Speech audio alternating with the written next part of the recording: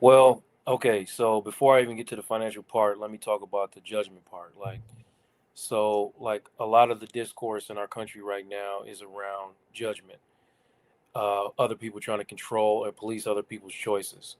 So understanding that at the core of judgment is always going to be control. The way he was needling that woman in a judgmental way is because he wants to control her choices, right? And she wasn't going for that. You might look at some financial situations and be like, I mean, I could go do this and do this type of work, which I hate, or do this, which I don't mind. It's not the greatest thing in the world, but I can make my money quicker and faster doing this. And you're mad at me because one, she's straight out. I mean, I appreciate her honesty. She's like, why are you so successful? Because I look good and I can profit off that. What am I supposed to do with this? You know what I mean? Like that's if a sex worker walks into my office right now, do you think it's my job to try to convince them to leave sex work? Not all sex workers have traumatic backgrounds. It's not always about the trauma. Sometimes it's strictly about money.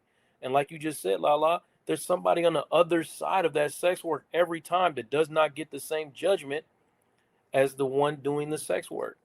So the financial stressors we can if she wants to avoid those financial stressors and she's not. No, I don't know about crying in a Ferrari.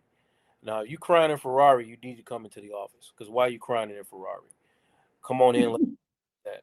But if you come into the office and you are a sex worker and you are in alignment with those decisions that you've made, like Dr. Sabrina said, that's how you roll. I'm not in judgment of that. And it's not my job as a therapist to be in judgment of you or try to convince you to be out of alignment with what makes you peaceful and what makes you happy. I'm not going to do that. But that financial stress needs to be dealt with. Okay? It needs to be dealt with. If you're just going to get money and you're doing something that makes you even more stressed just to get money, I have a problem with that. Exactly. I think also you can also end up having post-traumatic stress from after doing all of this that nobody seems to be talking about. Like we're talking about what's popular now, but what are the ramifications of living in this life?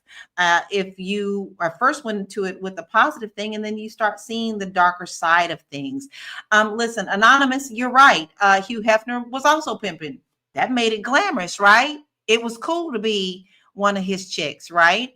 And Sharita says men and women profit in relationships and datings from looking good. Yes, that's very true. Um, and there's just so much to this. There's so many roots that come off of this that we have to consider.